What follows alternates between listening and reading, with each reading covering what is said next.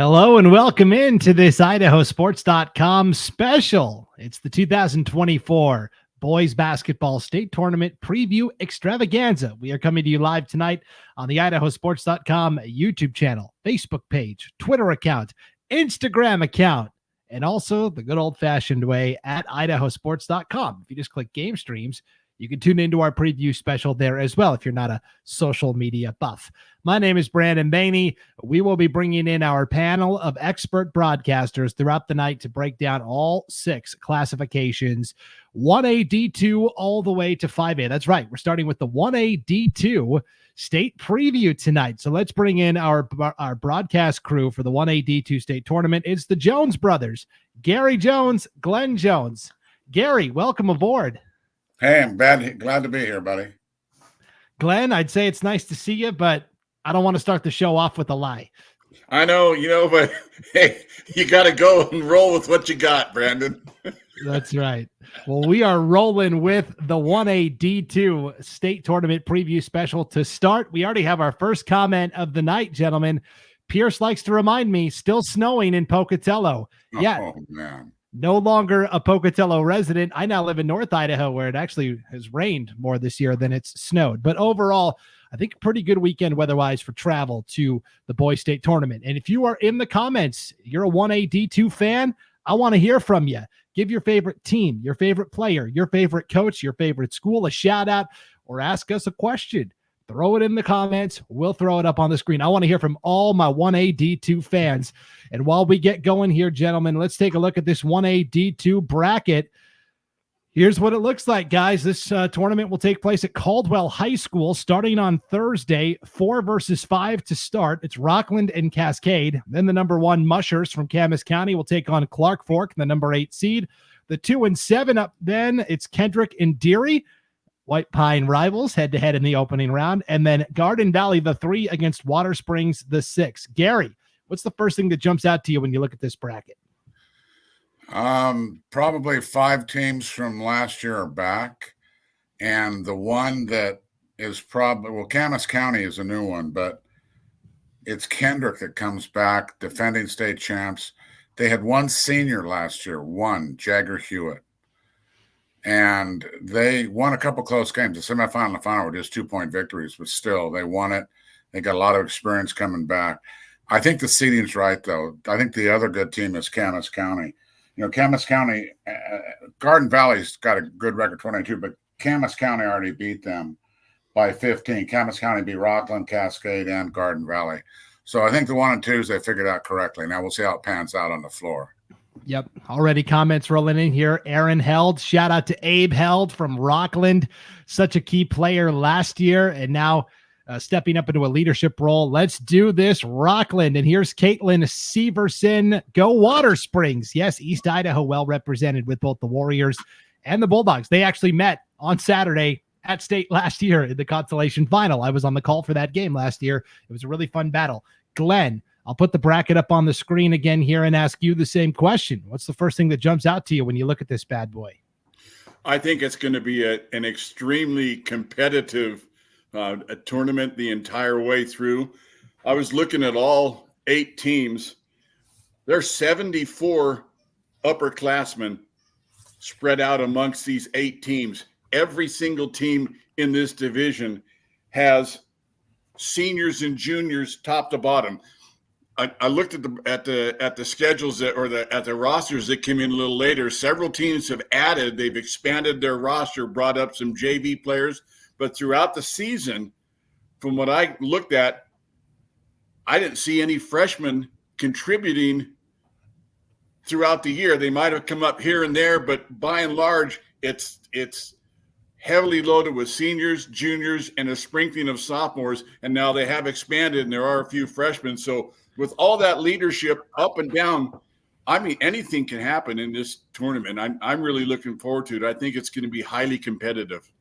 Couple of really good sophomores in our players to watch segment that we'll get to here in just a moment. Here is a comment from Cody Thurston. Go get it, Ramblers. Gary, Cascade has been a kind of an annual participant at state the past couple of years. They lost to Garden Valley in the District 3 championship game. They fought through, though, and beat Horseshoe Bend in the third place game to earn their spot at state. That's another. Last year, Cascade and Council met, district rivals, in that third place match. And so for the Ramblers, they're kind of making habit of this, of getting to state. The question is can they advance on that right side of the bracket and find some success? Well, they certainly had a battle with Garden Valley. They won 2 out of 3, but the best one was the district championship was double overtime, and I think it was just a point or two difference. So, and Garden Valley is 21-2. Mike Tackar, our broadcasting friend, sends us stuff all the time. His sister's Bobby Hazeltine, the great coach at Troy, and then at Walla Walla now. He told me a story. He was at the 1974 state championship game. It was Camas County and Clark Fork. They met for the state championship on March 9th, 1974 in Booth Hall in Lewiston. And Camas County won 76-57. So is my math correct? This will be the 50th anniversary of this game coming up, and these guys are playing each other again. Mike was at that game, said he was 9 years old. That's Nice. an incredible stat. And here is Max Oswald, who covers Clark Fork for the Bonner County Daily Bee up there in Bonner County, North Idaho.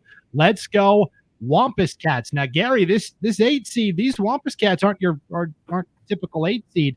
They are a district champion. They had to go beat North Gem in a state play-in game on Saturday. Glenn, you were talking about, all these rosters have a lot of seniors. This is the year for Clark Fork, right? They've kind of pushed all their chips to the middle of the table. They are led by a group of really talented seniors who have gotten Clark Fork over the hump in terms of getting to state. And so now this is kind of the chance for the Wampus Cats to shock the world. And that's going to be a really great game, the second one we have on our docket at 2:00. And I challenge anybody in the rest of the division to come up with 2 better mascots on opening day than the Wampus Cats versus the Mushers. And I've got more on those mascots, but you got to tune in for the broadcast. But the Wampus Cats and the Mushers at 2:00, it's going to be a wild one. Yeah, can't give it all away here on the preview show for sure. How about this, guys? St. Mary's boys basketball tuning in. Our 2A preview coming up in a little bit. The Lumberjacks will be cheering on the Kendrick Tigers. There's definitely a connection there with Tim Silflo, the Kendrick coach. Has ties to the St. Mary's community, and it's a brotherhood for sure with Kendrick and St. Mary's. And here's Chad Heimgartner. Gary, I wonder if he's related to Harley Heimgartner. Played for that Kendrick girls team that won state just 2 weeks ago. He says, go Tigers. Let's see if you can match the girls team. Yeah, whenever, the girls team goes out and wins state, that's a good motivator for the boys to keep it up and do the same. Yeah, there's quite a few through the years that have done the sweep, and Kendrick has the chance. The thing I'm looking forward to Kendrick is, I think it's Nathan Twite. He was that's his first name, right, Glenn? Nathan? Yeah. Nathan, yes. He won our player of the game last year as a freshman. A tournament MVP, not player of the game, tournament MVP, the whole tournament when Kendrick won it. Right. And when we both looked at each other and said, he's the obvious choice, we go, it doesn't matter that he's a freshman. But this is incredible that a freshman can do it. Now, I taught school for 32 years. And even yourself, if you look at your freshman year picture and your senior year picture and how different they are, what I'm looking forward to is seeing this kid develop over the next 4 years. If he's that good as a freshman, he's got to keep improving. How good is he going to be when he's a senior? And Kendrick's got such a program going. If they're at state all 4 of his years, wouldn't surprise me a bit. So it'll be interesting to see how much more mature he looks now that he's a sophomore. Well, next year would have to be in the 1AD1 ranks. Kendrick is moving up a classification level next year. But, man, football champs, girls basketball champs, now trying to do it in boys basketball. And, oh, by the way, Kendrick and Camas County met in the state championship game in football this past year. And it kind of seems like they're on similar paths. But as we pull up this bracket, guys, we've got Rockland and Cascade. That's going to be a really fun first-round matchup. 2 teams that have been to state a lot over the past couple of years. Rockland, of course, has Teague Matthews. Can Cascade counteract that size? On the bottom half of the bracket, to me, the most intriguing matchup of the opening round is Garden Valley and Water Springs. Water Springs has some long, lean athletes. We know Garden Valley's got a lot of height as well with Trustin Brown and, some of those guys. Gary, how do you feel this 3 versus 6 matchup goes? Yeah, that it will be an interesting matchup. They've already played each other, though, once this year, I believe. Garden Valley beat Water Springs by 4. So you see what a close game it was. Right. So it's what I always did when I was a coach and we made the state. I'd say, guys, it doesn't matter if we're the best team right now. The state champion is going to be the team that plays the 3 best games. Might be number 1 seed, might be number 5 seed. It could be Water Springs. It's just who's going to play well at state when the pressure's on. Caitlin says, so excited to watch our boys play. That is Water Springs. And it's really remarkable. The Warriors had to remake almost their entire program. They lost the top scorer in school history in Daniel Canfield, who graduated last year. They lost Drew Plocker, a great all-around talented athlete. And they've plugged in some guys. Ryan Demkowitz is a really good sophomore. Jackson Aldinger, they've got all these guys they've plugged in, and it's been really fun to watch them develop. Here's Michelle in the comments. Get after it, Mushers. This is a team that's going to D you up and make life miserable, Glenn. They had a little speed bump at districts that they lost to Dietrich in the first district championship game. And that set up the winner take all, if necessary, game. I think that was a good wake up call for Camas County to kind of get them refocused and realigned. And boy, I wouldn't want to line up against them at state. No, it certainly was. And I think they played Dietrich 3 times in a span of just like 9 or 10 days or something. They lost that game by 1 point and came back in the championship game and made a statement themselves. But, and I made the point when we were talking earlier, Brandon, in the girls tournament, you got 8 great schools in state tournament, and it just goes for every division. And for me, it's not an upset if a 6 beats a 3 or a 1 beats or an 8 beats a 1, because these are quality teams. They earn their right to be at state, and you got essentially the top 8 teams in the division that are meeting. And when you're dealing with teenagers and traveling and all the other stuff and playing in different gyms, it's wide open. Anything can happen. So whoever makes the least amount of mistakes and capitalizes on their opponent's mistakes is going to come out smelling like a rose. Well, we speaking of players that will get their roses at state, let's take a look at our players to watch here at the 1AD2 tournament. We picked one guy from each team, just a starting point.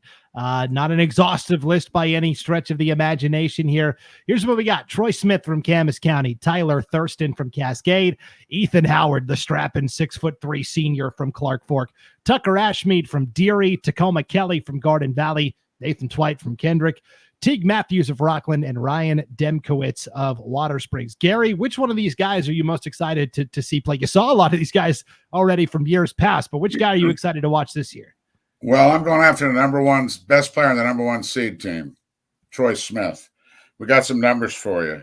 He's averaging 15.4 points per game, shooting 46% from the field, averaging 7.5 rebounds, almost 4 assists a game, 4 steals, 11 block shots.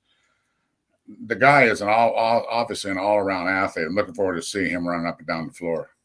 Glenn, you got a guy you're excited to watch? Well, yeah, there's actually a couple of them. Tyler Thurston, I think he can throw up threes like Bauman did back in the day, and he's really good. Tacoma Kelly has the best name of all these guys up there. He sounds like he's a Western guy from Oklahoma. Yeah, you ever met up with Tacoma Kelly? No, and I don't want to, man. He's good. But the guy I got my eye on is Nathan Twite from Kendrick. 18.1 points per game, 5.7 rebounds, nearly 2.5 steals, nearly 2.5 assists, 52% from the floor he's shooting. He scored 399 points so far this year, with more yet to come. This guy, as Gary said earlier, was the MVP last year. How can he top it? Back-to-back MVPs would be a good way to top what he did last year. Okay, it's a good couple of teasers there for some of the talent we'll see on display here at the 1AD2 state tournament. Let's talk about, here's Caitlin from Water Springs again. Let's go, Ryan. Shout out there. Okay. Guys, it is time to make your predictions. Let's pull up that bracket one more time. First of all, Gary, give me a dark horse. We like Camas County. We like Kendrick. If it's not one of those two that's in the finals, who's a potential sleeper in this bracket? Well, I guess I'd say Garden Valley. Because they have a very good record, and the problem is they've lost to Camas County by 17. So they're going to have to somebody's going to have to catch Camas County and Kendrick if they're going to be an upset on a bad day where they don't play well. Camas County, I'll tell you one thing. They started their season with only 3 home games out of 14. The first 14 games, they were on the road for 11 of them. So they know what it's like to be on the road. They didn't have a lot of home games. And the other hot team for me is Kendrick. They're the longest winning streak coming in. Kendrick's run 12 games in a row. So if you're going to beat one of those two teams, A, you're going to have to play really well, and B, you're going to have to hope they kind of have an off night, because I think they're the cream of the crop here in the 1AD2. Okay, so you like Camas, you like Kendrick. If they met, do you have a gut feeling on who would come out on top? Here's what I don't want to do, Brandon. You're going to try to make me predict, and I refuse to do it. I can't. I have to ignore my boss. Okay. Because we, especially in the 1As, we sit amongst all these people, and I don't want them to think I'm biased in any way, shape, or form. So on paper, Camas County, Kendrick, that's as far as I'm going to go. I don't want to pick. Now, you ask me any other division that I'm not doing, I'm all in. Okay, fair enough. I'll let you guys off the hook then. Here's a couple more shout outs before we get out. Sam says, let's go, Nathan. Nathan Twite from Kendrick. Sam, what's going on? Glad you're tuning in tonight. Matthew Arnold says, watch out for Cascade. He would know. He's actually a McCall Donnelly parent, but McCall Donnelly hosted the district tournament, so he got to see all these teams from District 3 play. And then here's Shug Bradshaw. Teague Matthews is the man. Yes, the football commit to the great state of Utah, and a 6'5" behemoth as well. Gary Jones last year. Yeah, he can elevate and dunk. Yep, for sure. All right, Gary Jones, Glenn Jones. We're looking forward to your call of the 1AD2 state tournament from Caldwell High School. Gentlemen, thanks for hopping on. We appreciate it. Our pleasure. All right, big thanks to all of the 1AD2 fans that came in. One more before we head out the door. Ryan Hatfield, Troy Smith's perimeter defense is completely suffocating. The best I've seen at state. That's a good way to describe it for sure. Yeah, Camas County is going to be a tough out for sure. Okay, we will take a quick break and come back with our 1AD1 state tournament preview. So stay tuned for that. You're watching the 2024 Idaho High School Boys Basketball State Tournament Preview Special on IdahoSports.com.